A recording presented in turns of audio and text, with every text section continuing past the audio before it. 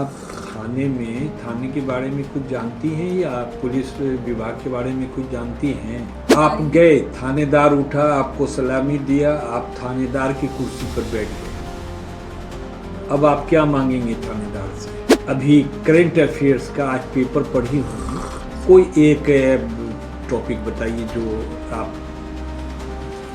समझ रखती हैं।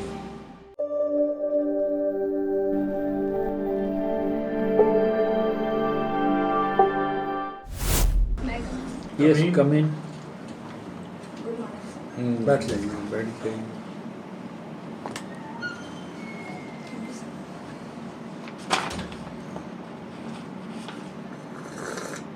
ये आपका इसके पहले भी इंटरव्यू में आ चुकी हैं?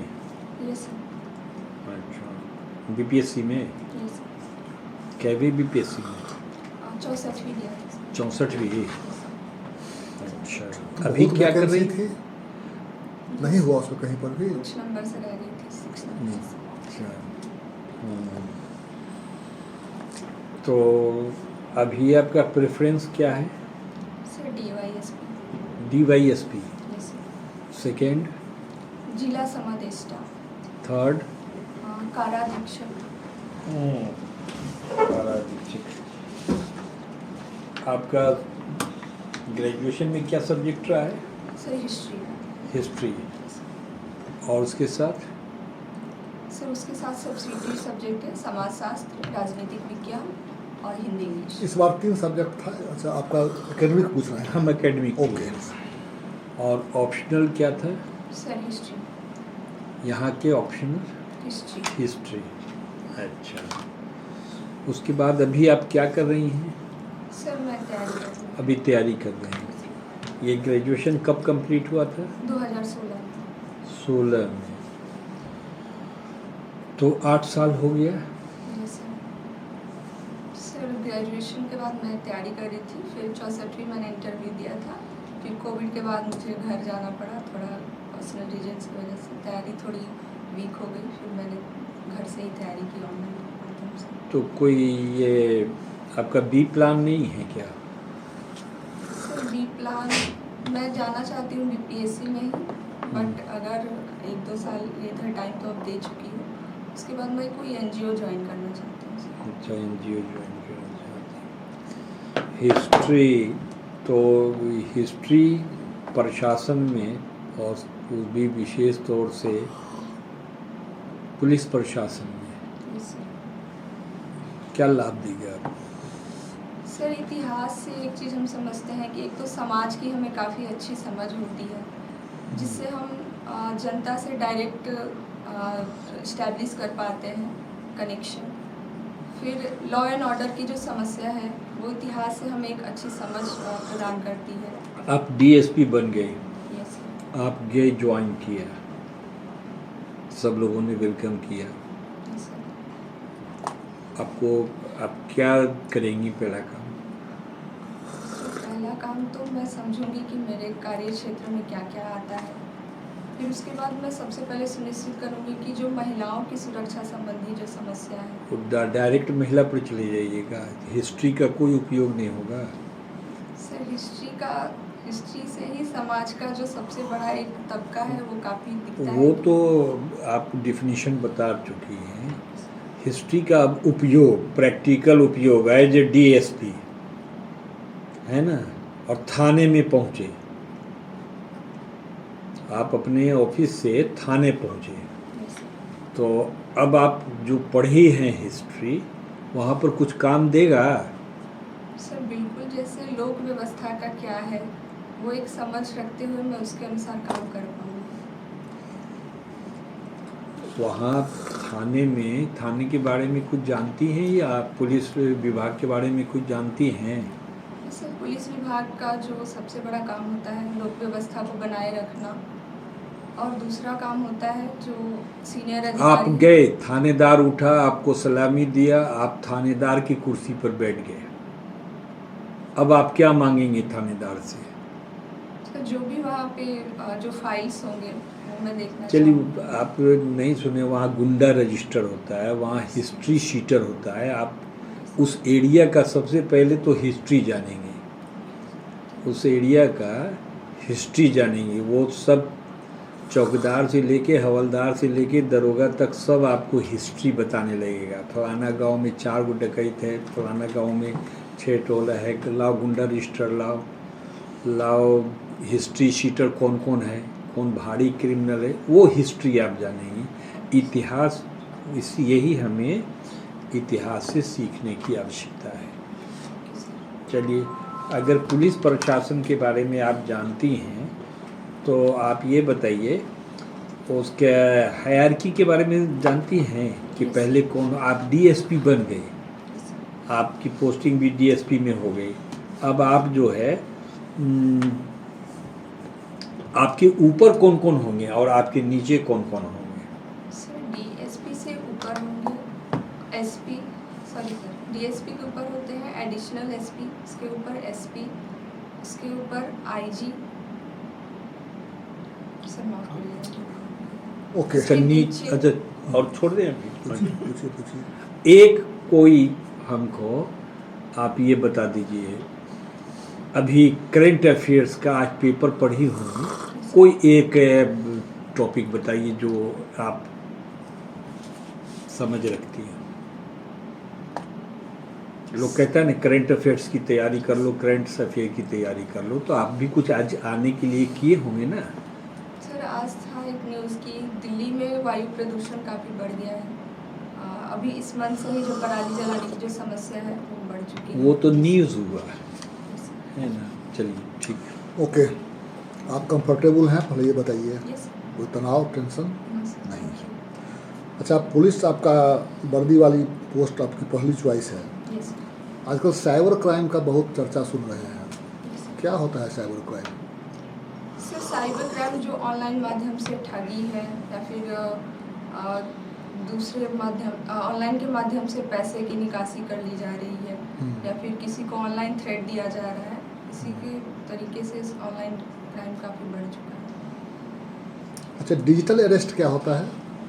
सर डिजिटल अरेस्ट है कि किसी की कोई पर्सनल डिटेल्स को रखकर और उसको धमकी दी जाती है कि आप पैसे दो और उसको नहीं तो फिर एग्जाम्पल कुछ बता सकते हैं इसमें? सर अभी हाल ही में इसके बारे में न्यूज़ आई थी, एक किसी व्यक्ति को उनके कुछ डिटेल्स ले लिए गए थे और उनसे पैसे मांगे गए थे, तो उस वजह से। क्या कह के पैसे मांगते हैं? इसे क्या डिटेल्स ले सकता है उसका?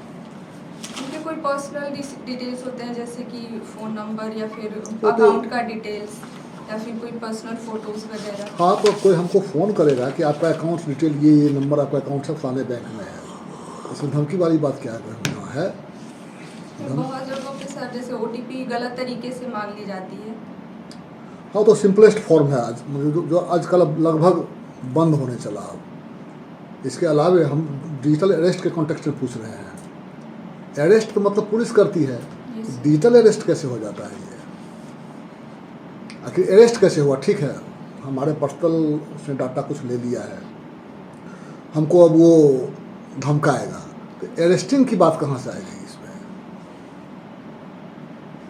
अरेस्ट करने की बात कहाँ से हो गई? ठीक है, आपको धमकी तो हो गया, आपको धमकाना हो गया, लेकिन अरेस्ट कैसे हुआ? ये डिजिटल अरेस्ट कैसे हुआ? सर माफ़ करिएगा इसके लिए पढ़- अच्छा, कोई बात नहीं है। अच्छा, आपने कहा कि आप महिला सुरक्षा पर ध्यान देंगी जब डीएसपी बनेंगी, तो आप बताइए कि कौन कौन सी कुरीति एंशियंट इंडिया या मिडाइवल इंडिया या मॉडर्न इंडिया में था जो महिलाओं का वो भेदभाव करता था? इसमें कौन कौन से ऐसी प्रथाएं थी, रिवाज थे हमारे यहाँ? सर सबसे बड़ा था सती प्रथा, बाल विवाह, विधवाओं का पुनर्विवाह पे रोक था। तो आपने 3 बताया, तो आप ये भी बता दीजिए कि सती प्रथा या बाल विवाह या विधवा पुनर्विवाह पर निषेध, ये इनको हटाने के लिए किस आदमी ने अपना योगदान दिया जिसके चलते ये हटा? सर सती प्रथा के लिए राजा राम मोहन राय ने काफ़ी अच्छे से प्रयास किया था। गवर्नर जनरल कौन थे? William Bentinck. अच्छा, और उसके बाद बाल विवाह पर आइए। बाल विवाह पर सर ये मैं भूल रही हूँ सर। अच्छा, अब आपको हिस्ट्री से एक छोटा सा क्वेश्चन पूछते हैं डॉक्ट्राइन ऑफ लैप्स, जी सर। ये क्या होता है? सर ये लॉर्ड डलहौजी द्वारा लाया गया था, जिसपे वैसे देसी रियासत जिनके अपने बेटा या बेटी नहीं थे तो उनके बेटा या बेटी भी? हाँ सर, उनको गोद लेने का निषेध था और वो अपना उत्तराधिकारी गोद लिए हुए बच्चे को नहीं घोषित कर सकते थे, तो वो ब्रिटिश राज्य में भी मिला लिए जाते थे। तो इसमें डलहौजी ने सबसे पहला रियासत कौन था जिसको डॉक्ट्राइन ऑफ लैप्स में मिला लिया गया? सतारा। सतारा कहाँ है? सर महाराष्ट्र में। अच्छा, ठीक है सर। अच्छा, डीएसपी किसके प्रति उत्तरदायी होता है? सर जो जिले सुप्रिटेंडेंट ऑफ पुलिस है उनके प्रति। नहीं, फिर से ठीक करिए। अच्छा, रिस्पॉन्सिबिलिटी या अकाउंटेबिलिटी में क्या अंतर है?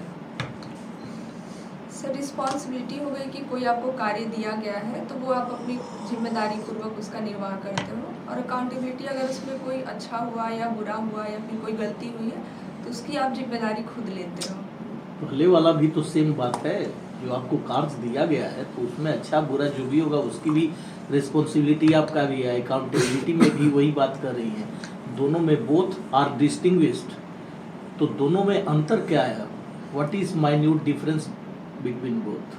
सर अकाउंटेबिलिटी में होता है कि हम सामने से खुद आके अपनी जिम्मेदारी को स्वीकार करते हैं, या कोई गलती भी हुई है तो हम अपने प्रति वो जिम्मेदारी का वो एहसास रखते हैं। और रिस्पॉन्सिबिलिटी में कोई दूसरा?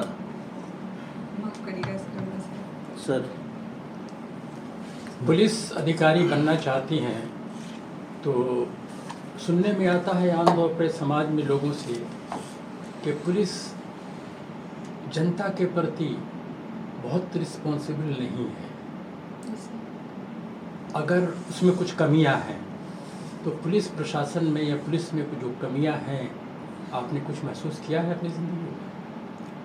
ये सब कहीं ना कहीं जनता में एक वो थोड़ा सा रहता है, भय का भावना रहता है, वो थोड़ा दूरी बना के रखते हैं पुलिस से, या फिर थाने में जाने में कतराते हैं, फिर कोई समस्या तो भी इस हुई है। भय को कैसे कम किया जा सकता है? आपके पास कोई अथॉरिटी या पुलिस के इस सिलसिले में मशवरा दीजिए, क्या सर, इसके करेंगे आप, लिए- क्या मशवरा देंगे? सर इसके लिए हम सामुदायिक पुलिसिंग का कार्य कर सकते हैं, जैसे मोहल्ला में जैसे एक शांति समिति जैसी कोई व्यवस्था करके उनसे डायरेक्ट जनता से एक संवाद स्थापित कर सकते हैं।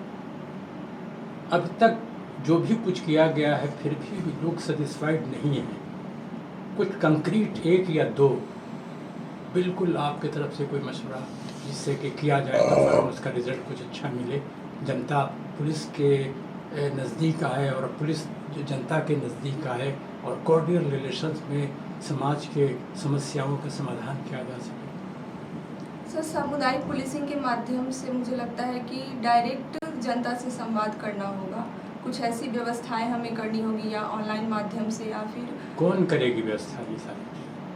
सर हमारा पुलिस डिपार्टमेंट ही कर सकता है। पुलिस डिपार्टमेंट करेगा। जी सर। अच्छा, आपने अपने शुरू में पराली का जिक्र किया था। जी सर। पराली के प्रॉब्लम को कैसे सोल्व किया जा सकता है? सर पराली की प्रॉब्लम को बिहार में भी हमने एक देखा कि रोहतास मॉडल आया था, जैसे पराली का होता है कि ईंट बनाकर या फिर उसे पशुओं का चारा बनाकर या फिर उसका कई और माध्यम से इस्तेमाल कर हम पराली की समस्या को समाधान कर सकते हैं। पराली की समस्या का बड़ा कारण क्या बना? सर वायु प्रदूषण सबसे बड़ा है। और वायु प्रदूषण का बड़ा फॉर्म क्या है? सर इसका क्या इफेक्ट पड़ता है लोगों पे, समाज के लोगों पे? सर उससे स्वास्थ्य के लेवल पे काफ़ी प्रभाव पड़ता है, जैसे बच्चों में मानसिक स्थिति उनकी ठीक नहीं हुई या बुजुर्गों पे भी उनका काफ़ी फेफड़ा का जैसे संबंधित अच्छा, समस्या। इन्वायरमेंट के ख़राब होने या हवाओं के वायु के प्रदूषण के सिलसिले में बहुत सारा काम किया जा रहा है। जी सर। उन कामों में दो चार काम बताएंगे, क्या क्या काम किया जा रहा है? सर वायु प्रदूषण से संबंधित एक तो हुआ वो, और दूसरा जैसे कि एयर प्यूरीफायर लगाया जा रहा है बहुत सारी जगहों पे, उसके एक तो निगरानी भी की जा रही है कि कितना पीएम बढ़ा है या घटा और है। प्रदूषण किन कितने प्रकार के होते हैं? सर सबसे बड़ा वायु प्रदूषण, मृदा प्रदूषण, जल प्रदूषण।